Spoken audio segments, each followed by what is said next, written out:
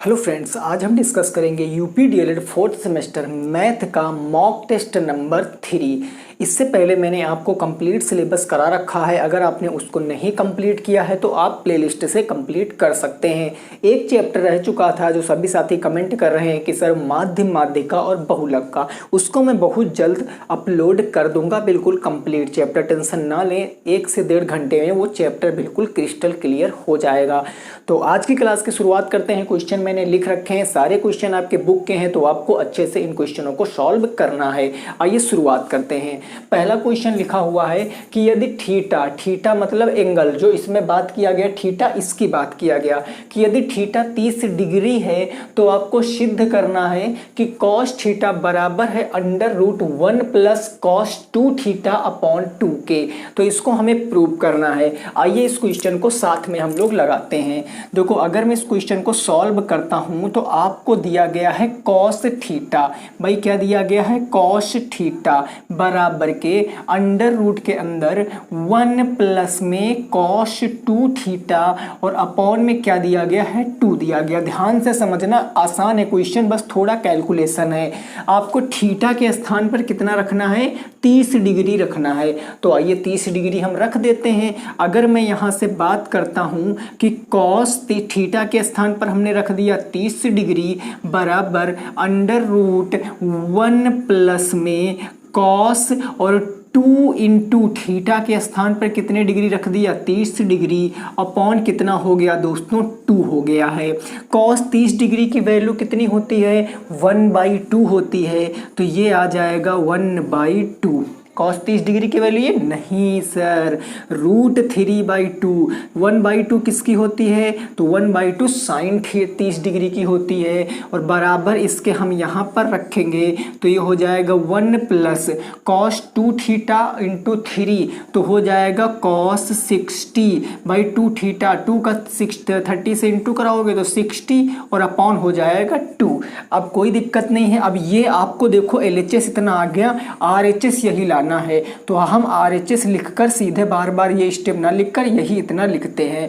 भाई देखो, हम कहते हैं √1 प्लस में 60 डिग्री की वैल्यू कितनी होती है? 1/2 और अपॉन में कितना हो गया? 2 हो गया। ये पूरा अपॉन में है। जब इसको मैं फर्दर सॉल्व करूंगा तो आप देख रहे हो 2 1 कम 2 1 3/2, ऊपर कितना हो जाएगा? 3/2 हो जाएगा और नीचे कितना हो जाएगा? 2 हो जाएगा। यही हो जाएगा।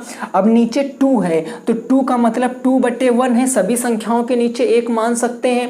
अब ये परिमेय संख्या ऊपर जाएगी, पलट जाएगी। यानी मैं कहूं तो ये कुछ इस तरीके से आपके सामने क्वेश्चन बनेगा। ये 3/2 और ये ऊपर 1/2 जाके पलट जाएगी और 1/2 क्या बन जाएगा? 1/2 बन जाएगा, 2/1 बन जाएगा 1/2। यानी मैं यहां से कह सकता हूं कितना आ जाएगा? 3 1 जा 3 अपॉन 2 2 जा कितना हो जाएगा? 4 हो जाएगा। अब आपको पता है 4 को बाहर निकालेंगे तो 2 निकल आएगा, तो नीचे तो 2 आ गया। √3 तो बाहर निकलेगा नहीं, तो √3/2 हो गया। और देखो यही हमें लाना था, तो √3/2 बराबर किसके हो गया? √3/2। और यही बराबर हो गया LHS के, क्योंकि राइट हैंड साइड हमने सॉल्व किया था और लेफ्ट हैंड साइड के बराबर आ गया। तो ये प्रूव हो चुका है। ये इंपॉर्टेंट क्वेश्चन है, प्रूव करने वाले क्वेश्चन पेपर में आ सकते हैं। तो पहले क्वेश्चन आप देख लियो। क्वेश्चन बिल्कुल इजी है, आपको ऐसे ही क्वेश्चन को सॉल्व करना है। ठीक है, क्लियर हो गई बात? कोई दिक्कत नहीं ना? आओ नेक्स्ट बढ़ते हैं अगले प्रश्न पे। प्रश्न संख्या 2 देखो क्या कह रहा है और इसको जरा सॉल्व करने की कोशिश करिए। क्वेश्चन नंबर 2, इसमें आपको क्या करना है? गुणनखंड करने हैं। x⁴ प्लस 8x² माइनस 9 के गुणनखंड करने हैं। सर कैसे करेंगे? तो जरा आपको समझना है। x⁴ है और माइनस है आपका 8x² माइनस 9। अब हमें पता पावर 4 में तो हमने गुणनखंड करना सीखा नहीं है, तो हम यहाँ मान सकते हैं। आप इसको क्या कह सकते हो? जो x⁴ है आप इसको x⁴ और इसकी होल पावर 2 कह सकते हो। तभी तो 2 2 जा 4 होगा, माइनस में होगा 8x² माइनस में होगा 9। अब यहाँ आप मान लो, माना x² बराबर आप कोई भी वेरिएबल मान लो, वो वेरिएबल मानो जो समीकरण में ना हो, यानी जो यहाँ पर ना हो। तो यहाँ x है तो हम इसके स्थान पर m मान लेते हैं। अब जहाँ x स्क्वायर है वहाँ n रख दो, तो ये हो जाएगा x स्क्वायर के स्थान पर m रखा तो m square minus 8, x square के स्थान पर m रख दिया और माइनस हो गया 9। अब देखो ये क्वेश्चन इजी बन गया ना भाई, देखो ये द्विघात बहुपद बन गया, सिंपल है अब इसको सॉल्व करना। m माइनस 9 के फैक्टर करो कि 8 आए, तो कहोगे सर 9 1 जा 9 और प्लस के ये 9m हो गया, प्लस के 1m हो गया। जब इसको सॉल्व करोगे तभी माइनस के 8m आएगा, माइनस के हो गया 9। दो दो के पेयर बना के हमें क्या लेना है, कॉमन ले लेना है। इधर कॉमन क्या मिल रहा है m, 2m से 1m कॉमन ले लिया तो 1m बच गया, ये m से m खत्म तो माइनस के 9 बच गया। इधर कॉमन क्या मिल रहा है, प्लस में 1 कॉमन मिल रहा है, 1 से 1 खत्म तो m बच गया और माइनस में 9 बच गया। दोनों में कॉमन क्या मिल रहा है, तो m माइनस में 9, अगले ब्रैकेट में क्या बचेगा, m प्लस में 1 बचेगा। लेकिन ये आंसर नहीं है क्योंकि m तो क्वेश्चन में कहीं था ही नहीं, तो आंसर क्या होगा, जहां आपका m स्क्वायर है वह m है वहां आपको x स्क्वायर रख देना है। तो मैं यहां पर m के स्थान पर x स्क्वायर रखता हूं, यानी ये हो जाएगा x स्क्वायर माइनस के 9 एक ब्रैकेट में, अगले ब्रैकेट में हो जाएगा x स्क्वायर प्लस में 1। लेकिन अब इसको आप फर्दर सॉल्व कर सकते हो, इतने पे लिख दोगे तो गड़बड़ हो जाएगा। इसको आप क्या कह सकते हो, x स्क्वायर माइनस 9 को मैं कह सकता हूं 3 का स्क्वायर। दोस्तों बोलो क्या इसको मैं ये कह सकता हूं, और ये तो हमारा एज इट इज चलता रहेगा x स्क्वायर प्लस 1। अब यहां देखो a square minus b square, और a square minus B square क्या होता है, एक बार प्लस में लिख दो एक बार माइनस में लिख दो। तो इसको हम लिखेंगे x माइनस 3, एक बार माइनस में लिख दिया और एक बार इसको प्लस में लिख दिया x प्लस 3 और अगले ब्रैकेट में x स्क्वायर प्लस के 1। तो ये इसके गुणनखंड होंगे, राइट आंसर यही होगा। जनरली विद्यार्थियों का यही गड़बड़ होता है, वो इतना ही लगा आते हैं क्योंकि इसके आगे तो समझते हैं हमारा सॉल्व हो चुका, लेकिन नहीं, आपको देखना है कि a square minus B square तो नहीं बन रहा है। अगर a square minus B square बन रहा तो एक बार उसको प्लस करके लिख दो, एक बार उसको माइनस करके। एक बार मैंने उसको माइनस करके रख दिया, एक बार प्लस करके लिख दिया और बाकी जो बचा था वो लिख दिया है। तो ये इस क्वेश्चन का राइट आंसर हो जाएगा। नोट कर लीजिए। नेक्स्ट अगला क्वेश्चन नंबर 3 देखिए क्या कह रहा है क्वेश्चन, और उसको लगाने की कोशिश कीजिए। क्वेश्चन नंबर 3 देखिए, अगर इन सारे क्वेश्चनों का आप संग्रह कर लेते हो और केवल आप इन्हीं क्वेश्चनों की प्रैक्टिस करते हो तो गारंटी है कि आपके पूरे क्वेश्चन सही होंगे। लेकिन हाँ, आप प्रैक्टिस फिर इन क्वेश्चनों की 2-3 बार करना ही पड़ेगा, ठीक है। Question number 3, m plus n बराबर 13 दिया गया है, m माइनस n बराबर 17 दिया गया है, इसको सॉल्व करना है। तो आपको पता है ये क्या है भैया, ये 2 चर वाले समीकरण हैं, इनको सॉल्व करने की 2 विधियां हैं, लेकिन इसमें कहीं भी मेंशन नहीं किया गया है कि आप कोई सी भी विधि लगा दो। यानी तो आपको जो सुटेबल लगे वो आप यहाँ पर लगा सकते हो, जो आपको लगे। तो मैंने यहाँ पर समीकरण 1 और समीकरण 2 मान लिया, ये समीकरण 1 हो गया, ये समीकरण 2 हो गया। अब यहाँ कहता कि विलोपन से लगाओ तो विलोपन से लगाते, यहाँ कहता प्रतिस्थापन से लगाओ तो प्रतिस्थापन से लगाते, लेकिन यहाँ कहीं मेंशन नहीं किया गया। मैं एज इट इज आपकी बुक में जैसे क्वेश्चन लिखे हैं वैसे लाया हूँ, कुछ मैंने चेंज नहीं किया है। तो ऐसे आपको लगाना पड़ेगा। आप किसी भी मेथड का यूज कर लो। मैं यहाँ पर करता हूँ किस मेथड का यूज, मैं सीधा यहाँ पर विलोपन का यूज कर लेता हूँ। तो मैं लिखूंगा कि समीकरण 1 और समीकरण 2 को जोड़ने पर, समीकरण 1 और समीकरण 2 को क्या करने पर दोस्तों, जोड़ने पर, जब मैं इसको ऐड करूंगा तो क्या बनेगा, m प्लस में n बराबर में 13, फिर बनेगा m माइनस n बराबर में 17। इनको जोड़ेंगे तो देखो n प्लस में n माइनस में खत्म, m और m मिलकर 2m, 13 और 17 मिलकर हो जाएगा 30। यानी m बराबर पूछूं तो 2 जाएगा बटे में, यानी 30 बटे हो जाएगा 2। तो मैं m बराबर पूछूं कितना आएगा, 15 आ जाएगा। m बराबर कितना आ गया, 15 आ गया। तो अब आपको m का मान किसी भी समीकरण में रख देना है।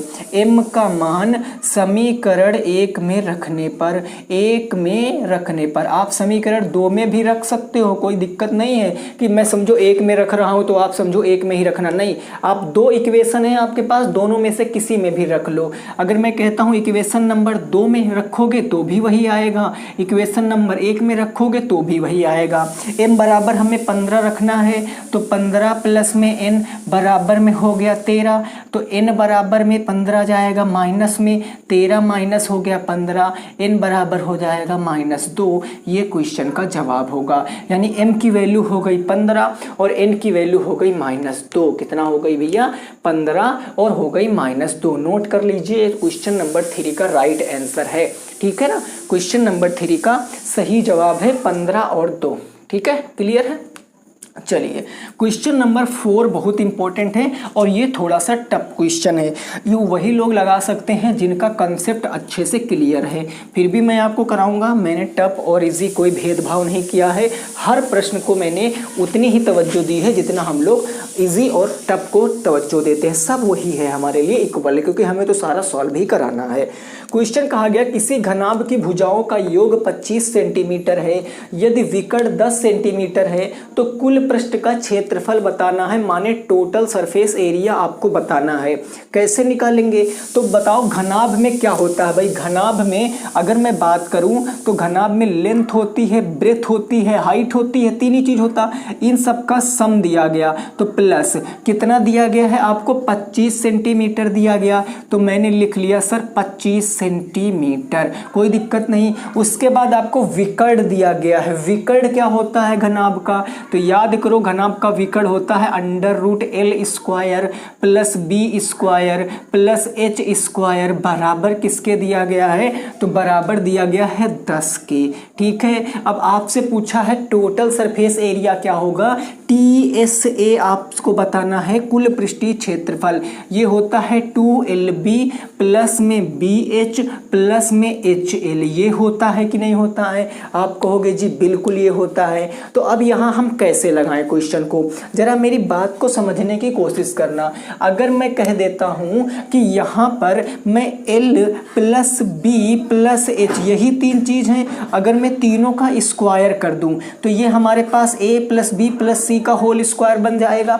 A plus B plus C का होल स्क्वायर क्या होता है? A² plus B² plus C² L² plus B² plus H² plus 2 bracket में AB मतलब LB, AB प्लस के BC और प्लस में CAC, ऐसे होता है। तो आप यहाँ पर एक चीज ऑब्जर्व कर पा रहे हैं जो मैं आपको बताने की कोशिश कर रहा हूँ, क्या यही टोटल सरफेस एरिया होता है? जरा देखो, कहोगे जी बिल्कुल होता है।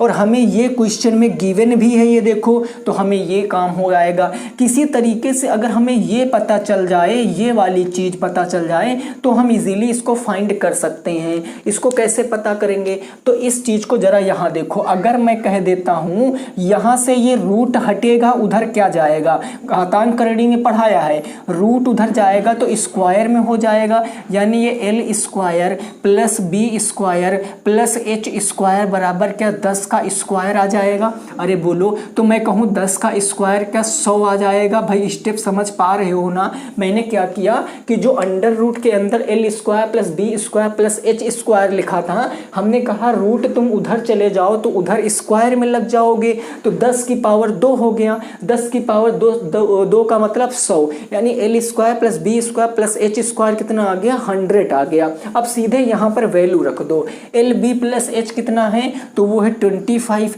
ये हो जाएगा 25 का स्क्वायर। ये कितना आपको दिया है? तो ये आपने निकाला है 100 प्लस में ये 2LB प्लस BH, यही आपको निकालना है। तो इससे हम कोई छेड़खानी करेंगे नहीं।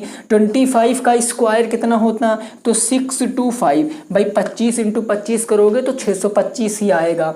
100 प्लस में इधर आएगा तो माइनस में 100 हो गया, बराबर ये बच गया इधर 2LB प्लस में BH प्लस में HL, ये आपका बच गया। 625 से 100 जाएगा तो ये बन जाएगा 525 बराबर इधर बच गया 2 LB प्लस में BH प्लस में HL, ये क्वेश्चन का सही जवाब हो जाएगा। तो क्वेश्चन आपको देखने में जितना कठिन लग सकता है एक्चुअली वो उतना कठिन होता नहीं है। ये एक विधा है, ये सच्चाई है कि जो क्वेश्चन देखने में आपको लैंग्वेज में भारी भरकम लगेगा एक्चुअल में वो होता नहीं है। वो टाइमिंग, आपको टाइम टेकन होता है, वो समय आपसे ज़्यादा लेना चाहता है, बाकी क्वेश्चन बिल्कुल टुच्चा सा होता है। ठीक है, नोट कर लीजिए। नेक्स्ट पहुंचते हैं अगले प्रश्न पर और उसको सॉल्व करने की कोशिश करते हैं। क्वेश्चन नंबर कौन सा होगा? तो क्वेश्चन नंबर हमारा हो जाएगा 5, प्रश्न संख्या 5 हो जाएगा। यहाँ तक बात बिल्कुल क्लियर है, कोई दिक्कत नहीं है ना भाई? बिल्कुल दिक्कत होनी ही नहीं चाहिए आपको, क्योंकि अगर आपने हमारी क्लास देखी है, ये सब चीज़ें सीखी है, तो आप इजीली ऐसे क्वेश्चनों को लगा पाओगे। ठीक है ना। क्वेश्चन नंबर 5 कह रहा है कि 1488 में किस छोटी संख्या से गुना करें। गुना करने का मतलब मल्टीप्लाई कराना है कि गुणनफल पूर्ण घन बन जाए। दोस्तों नोट करना इस बात को, पूर्ण वर्ग नहीं पूछे हैं, पूर्ण घन पूछे हैं। तो 3 3 के त्रिक बनना चाहिए। तो इसके लिए क्या करेंगे, जो हमारा 1488 है इसके करेंगे फैक्टर। जब इसके फैक्टर करेंगे तो आइए इसके फैक्टर करना शुरू करते हैं भाई। सबसे पहले लास्ट में 8 है तो 2 से डिवाइड हो जाएगा।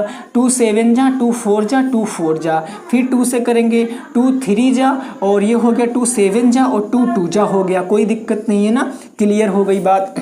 2 3 6, 2 7 14 हो गया भाई, 2 3 6 हो गया, एक बचा तो यहाँ हो गया आपका कितना 14, और 2 7 14, 2 दूनी 4, 2 से फिर काटो, 2 1 कम 2 हो गया है ना, और फिर हो गया 2 8 16, 2 6 12 हो गया। फिर आप यहाँ पर 2 से काटो तो 2 से आप यहाँ पर काटोगे 2 9 18 हो गया, और 2 3 कितना हो गया 6 हो गया।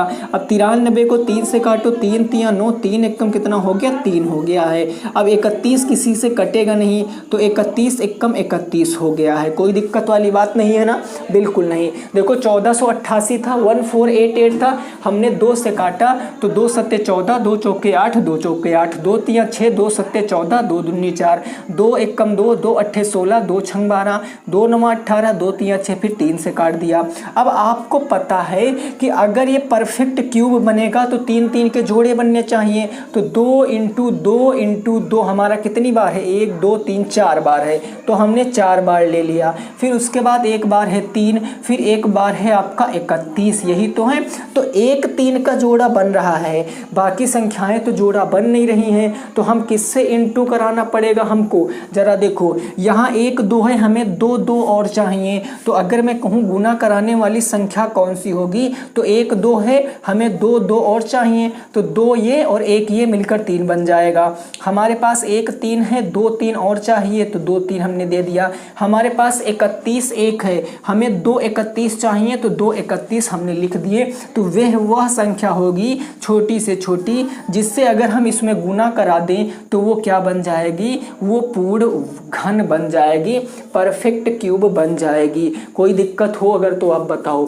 देखो ये क्वेश्चन इतना टफ कभी पूछेगा नहीं कि इतना टफ मल्टीप्लाई हो जाए, लेकिन मेरा काम है आपको बुक के सारे क्वेश्चन सॉल्व कराना, सो मैं करा रहा हूं। अगर आपको लगे कि ये क्वेश्चन आउट ऑफ सिलेबस है तो आप इसको लीव भी कर सकते हो, जरूरी नहीं कि आप इसको लगाओ ही लगाओ, आप स्किप कर सकते हो। ठीक है ना, कोई दिक्कत वाली बात नहीं। वैसे मैं खुद कह रहा हूँ ऐसा क्वेश्चन एग्जाम में नहीं आएगा, आएगा तो बिल्कुल छोटी डिजिट में आएगा। ठीक है ना, तो टेंशन नहीं लेना है आपको। ठीक है, चलिए अगला क्वेश्चन क्या कह रहा है।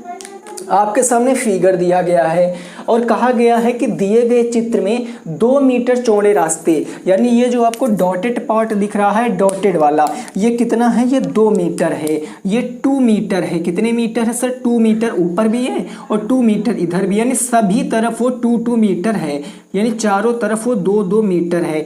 तो कहा गया रास्ते का क्षेत्रफल, आपको पहले रास्ते पर मिट्टी डलवाना है या रास्ते पर घास लगवाना है अच्छी वाली, और कहा 16 रुपये प्रति मीटर की स्क्वायर की दर से कितना खर्च आएगा, टोटल एक्सपेंडिचर बताना है।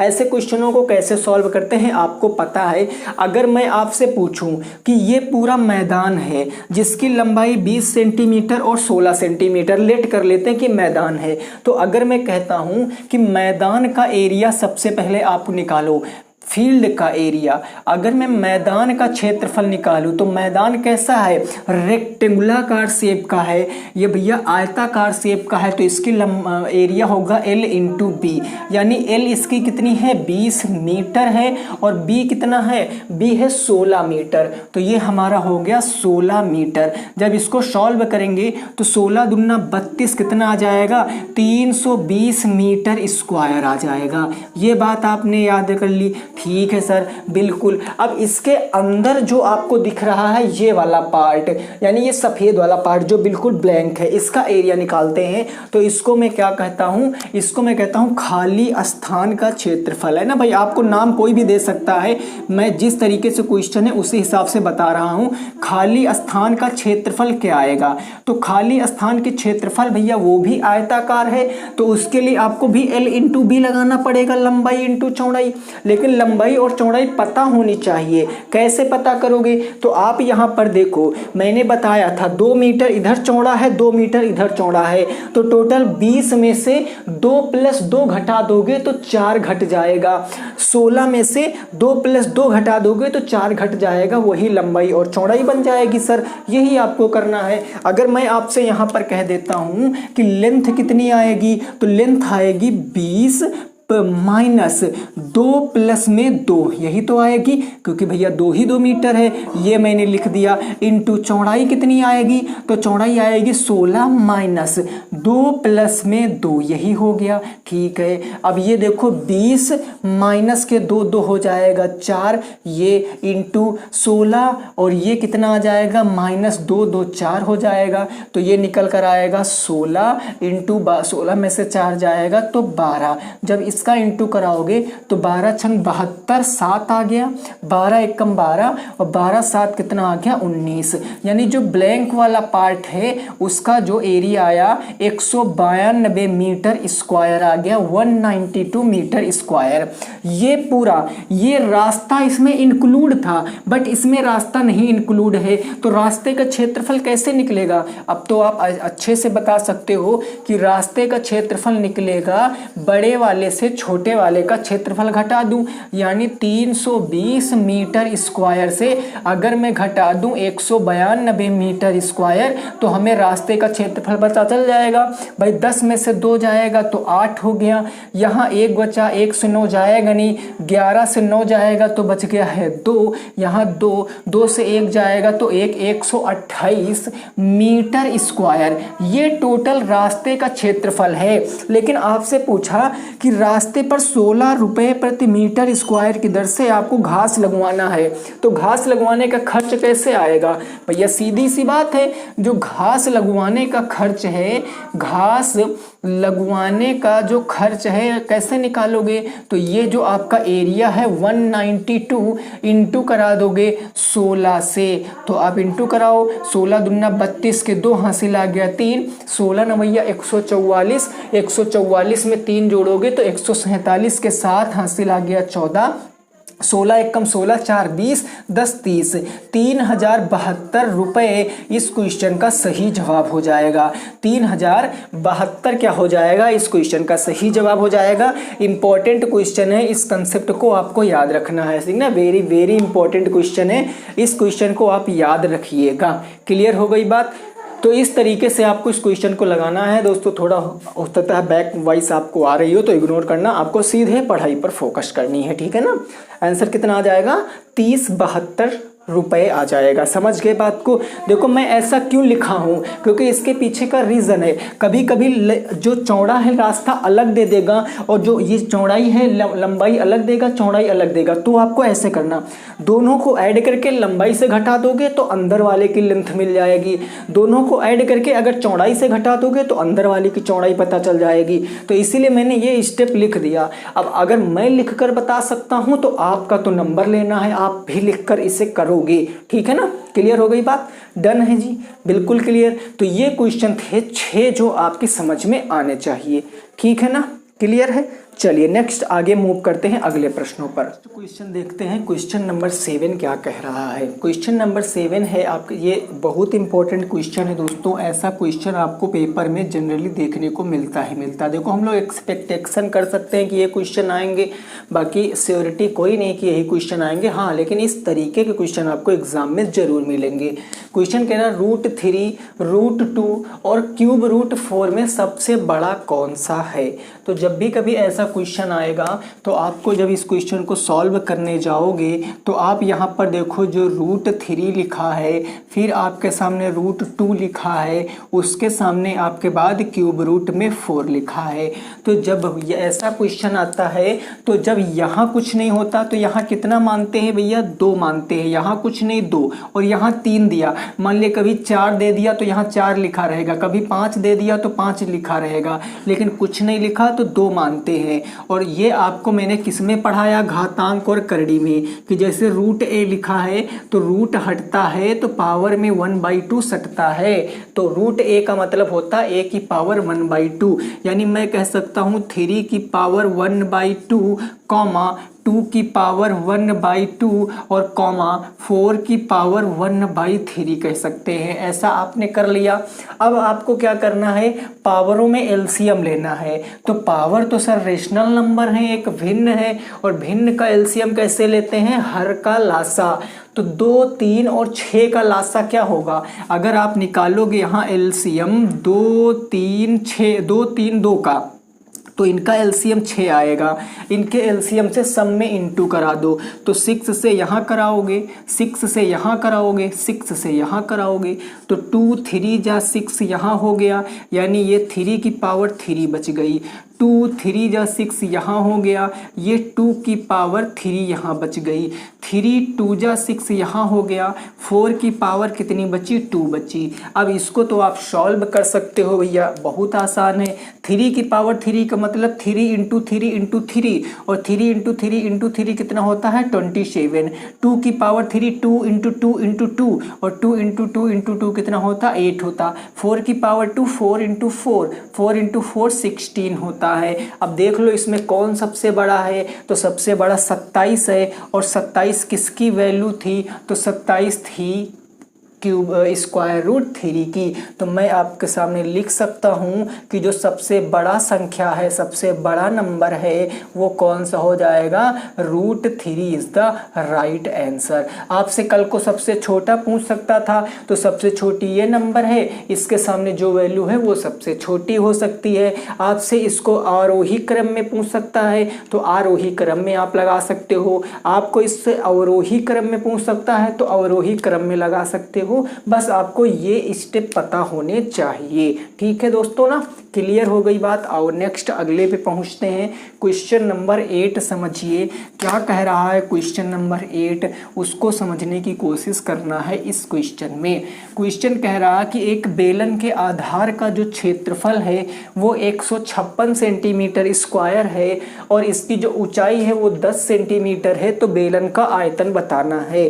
अब जनरली विद्यार्थी इस क्वेश्चन में कंफ्यूज हो जाते हैं, लेकिन मैं कहूँ ये धरती का सबसे आसान क्वेश्चन है। इस गोले पे अगर कोई आसान क्वेश्चन बना है तो यही वो क्वेश्चन है। कैसे सर लगाएंगे, तो अगर मैं आपके सामने एक बेलन बनाता हूँ, जरा मेरी बात को थोड़ा सा समझने की दोस्तों कोशिश करना। मैं आपके सामने एक बेलन बनाता हूँ, ठीक है सर, ऐसे बेलन मैंने बना दिया, इस तरीके से मैंने ऐसे बेलन बना दिया। तो आपको पता है बेलन का ये आधार होता है भाई, इसका टॉप और बॉटम दोनों एक ही होता, यानी चाहे हम ऊपर वाले भाग की बात करें या नीचे वाले भाग की बात करें, दोनों एक ही होता।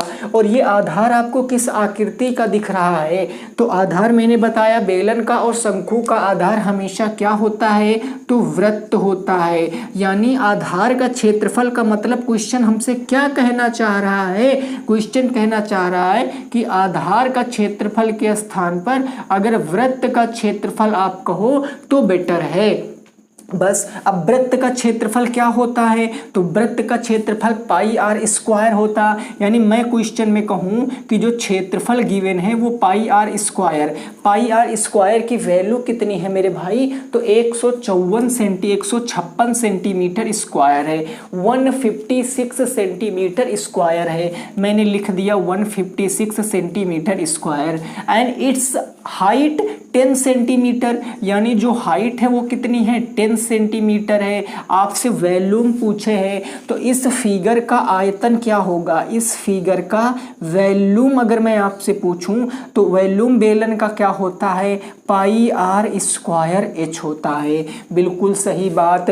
अब एक चीज़ आप यहाँ पर अगर ऑब्जर्व कर पा रहे हैं तो मैं आपको बताऊं भाई, ये पाई आर स्क्वायर है, देखो पाई आर स्क्वायर की वैल्यू 156 है, ये आपका h है और h की वैल्यू 10 है, तो बस वैल्यू पुट करिए ना, यानी 156 यहाँ आ गया सेंटीमीटर स्क्वायर और इनटू का सिंबल लगाया, हाइट कितना है 10 सेंटीमीटर है। जब इन दोनों को मैं ऐड करूँगा तो 156 प्लस 10 इंटू 10 तो 1560 सेंटीमीटर क्यूब, क्योंकि सेंटीमीटर स्क्वायर इंटू सेंटीमीटर तो सेंटीमीटर क्यूब आ जाएगा, और जनरली वॉल्यूम तो भैया सेंटीमीटर क्यूब में ही होता है। तो आंसर क्या आ जाएगा, 1560 सेंटीमीटर क्यूब एकदम सही जवाब होगा। आप इसको नोट कर सकते हो, कितना आ जाएगा 1560 सेंटीमीटर क्यूब, एकदम राइट आंसर हो जाएगा। बेहद आसानी से आपने इस क्वेश्चन को लगा लिया है। रेडियस ओडियस का झंझट ही खत्म हो जाता है, रेडियस यहाँ से हमें रेडियस से क्या लेना देना, हमको तो सीधे उसने कहा पाई आर स्क्वायर है, मैंने कहा ठीक बात, हाइट है ठीक बात, देखा और रख दिया, वैल्यू आ गई है। क्लियर बात ना। चलो नेक्स्ट क्वेश्चन नंबर 9, प्रश्न संख्या 9 क्या है, इसकी जरा बातों को समझने की कोशिश करना। ये क्वेश्चन कह रहा है कि दिए गए चित्र में x का मान बताओ। देखो दोस्तों, x का कोई मान नहीं होता है, x समय समय पर बदलता रहता है। जैसे अभी आपने देखा होगा कॉफी विद करण में रणवीर सिंह वाला सिस्टम, तो x समय समय के हिसाब से बदलता रहता है, x की कोई वैल्यू नहीं होती है। लेकिन इस क्वेश्चन में x की वैल्यू है। अगर मैं आपसे कहता हूँ, इस क्वेश्चन में मैं आपसे कहता हूँ कि यार हमें बताओ कि ये जो क्वाड्रिलेटरल है, चतुर्भुज ABCD है, ये किस प्रकार का चतुर्भुज है, ये क्या चक्रीय चतुर्भुज मैं कह सकता हूँ कि ये चक्रीय चतुर्भुज है। सर आप कैसे कह सकते हैं, तो मैं इसलिए कह सकता हूँ क्योंकि चक्रीय चतुर्भुज ऐसा चतुर्भुज होता है जिसके चारों जो शीर्ष होते हैं वो वृत्त की परिधि पर स्थित होते हैं। चारों शीर्ष कहाँ स्थित हैं, वृत्त की परिधि पर स्थित हैं। चारों शीर्ष वृत्त की परिधि पर हैं, इसीलिए ये क्या है, चक्रीय चतुर्भुज है। और चक्रीय चतुर्भुज में आमने सामने के कोणों का सम 180 डिग्री होता है। यानी मैं कह दूं कि एंगल ए प्लस में एंगल सी किसके बराबर होगा, तो 180 के बराबर होगा। क्यों होगा, रीजन लिख सकते हो, क्योंकि ये क्या है, रैखिक युग्म है। ये रैखिक युग्म का मतलब है लीनियर एंगल है आपके। यहाँ सीधे वैल्यू रखो, एंगल ए कितना दिया है, तो 2x प्लस में 30 डिग्री दिया है।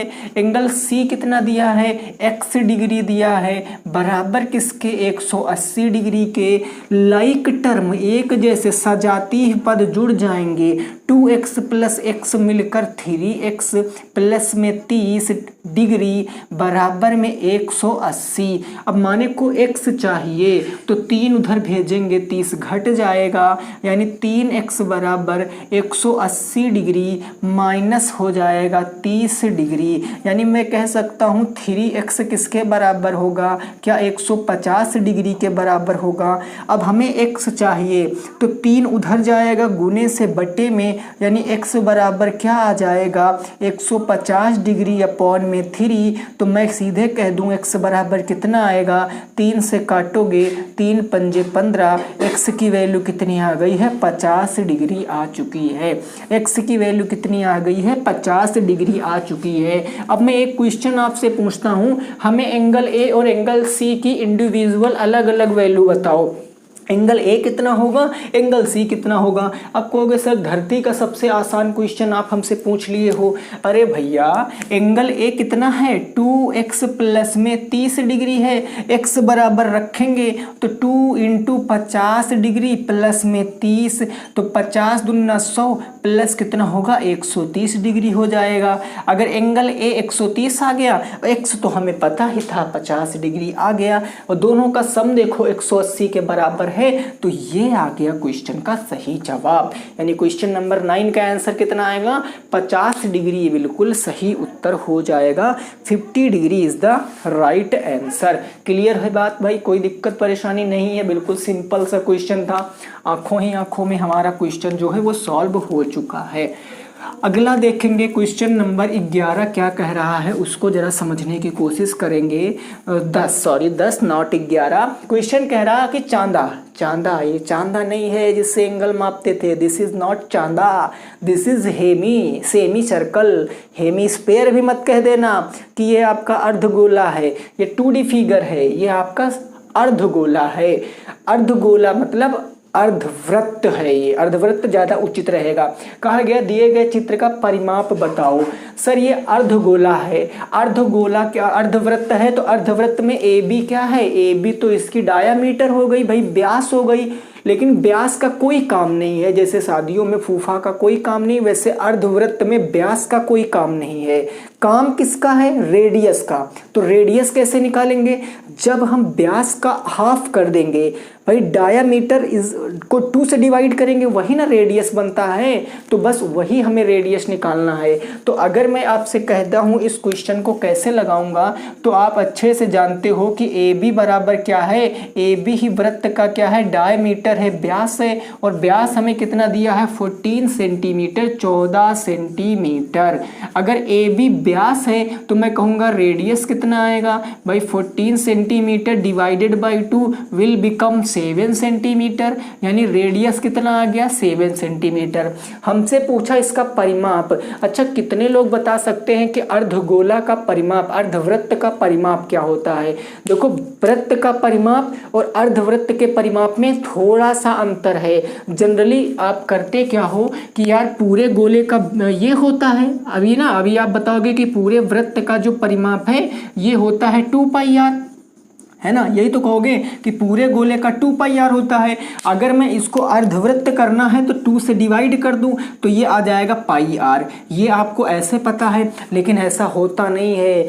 πr के अलावा कुछ होता है, और वो क्या होता है, तो देखो 2 रेडियस जुड़ी होती हैं, 2 रेडियस, यानी πr तो ये बाउंड्री होती है, बाउंड्री πr होती है। लेकिन हमें ये 2 लाइन पता करनी है, तो इन दोनों लाइनों को क्या करेंगे, हम ऐड करेंगे। This is also radius and this is also radius, radius plus radius, कितने रेडियस जुड़ जाएंगे, तो सर 2 रेडियस जुड़ जाएंगे। यानी अगर मैं कह दूं कि अर्धवृत्त का परिमाप क्या होगा, अर्धवृत्त का सर्कमफेरेंस क्या होगा, परिमाप क्या होगा, तो वो हो जाएगा πr, और प्लस में 1 रेडियस प्लस 1 रेडियस 2 रेडियस हो जाएगा।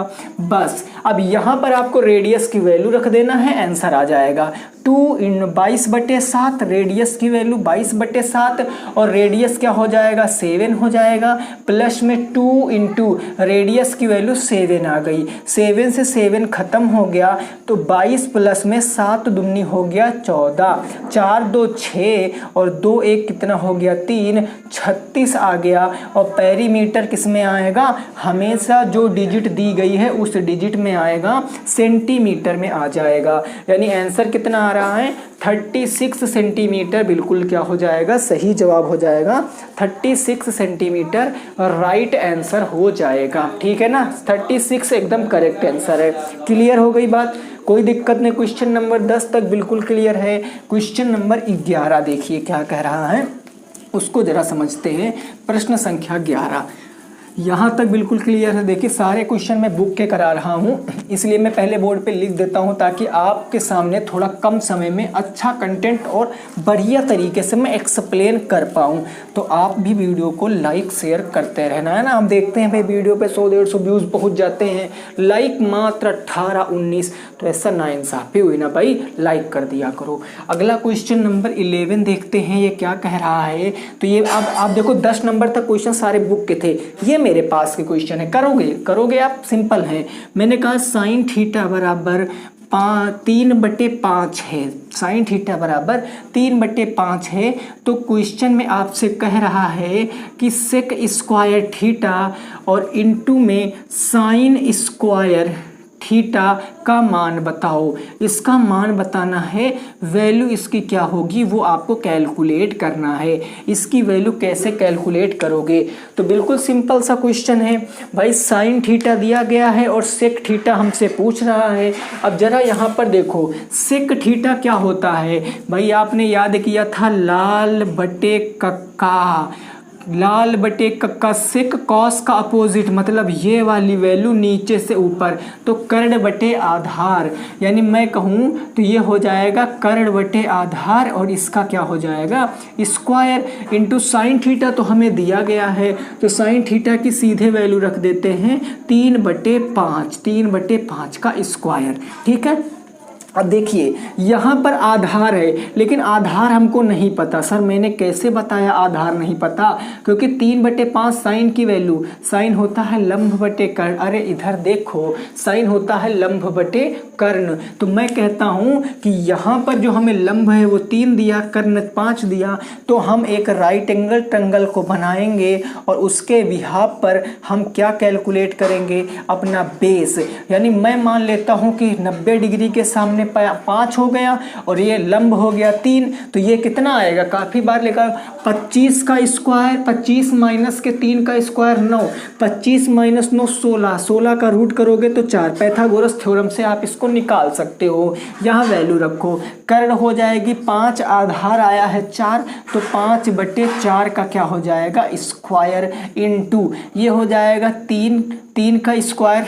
भाई एक बार मैं लिख लेता हूँ 3/5, इसका मैं कर देता हूँ स्क्वायर। अब 5 का स्क्वायर का मतलब 2 बार मल्टीप्लाई, 5/4 इंटू 5/4 इंटू 3/5 और फिर इंटू कितना हो गया 3/5 हो गया। कोई दिक्कत नहीं है ना, बिल्कुल क्लियर है भाई पाथ, बिल्कुल सॉरी 3/5 बिल्कुल क्लियर है ना, क्लियर। ये 5 से 2 5 ये ख़त्म हो गए और तो कुछ ख़त्म नहीं हो रहा, तो 3 3 9 और 4 चौके 16, यानी आंसर कितना आएगा 9/16। और ये आगे कट भी नहीं रहा है, तो ये इस क्वेश्चन का क्या हो जाएगा सही जवाब हो जाएगा 9/16 इस क्वेश्चन का सही जवाब हो जाएगा।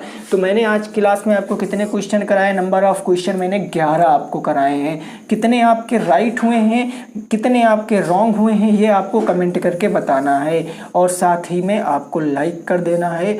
ये दोनों काम आपको ज़रूर करने हैं, लाइक के साथ आपको कमेंट करके बताना, क्योंकि जब आप कमेंट करोगे तभी मैं बता पाऊँगा कि समझ पाऊँगा कि चीज़ें आपकी समझ में आ रही हैं कि नहीं आ रही। रही बात माध्यिका बहुलक यानी मीडियन मोड वाले चैप्टर की, तो मैं इसी वीक में संडे तक मैं 1.5 घंटे की क्लास से 1 से 1.5 घंटे में जो मैं कंप्लीट जब कर पाऊँगा उतनी देर में मैं अपलोड कर दूँगा। कंप्लीट वीडियो होगी, तो टेंशन मत लेना, ठीक है ना। तो मिलेंगे दोस्तों आपसे नेक्स्ट क्लास में, तब तक सभी साथी रखेंगे अपना ख्याल। बाय बाय, टेक केयर, जय हिंद, जय भारत और वंदे मातरम।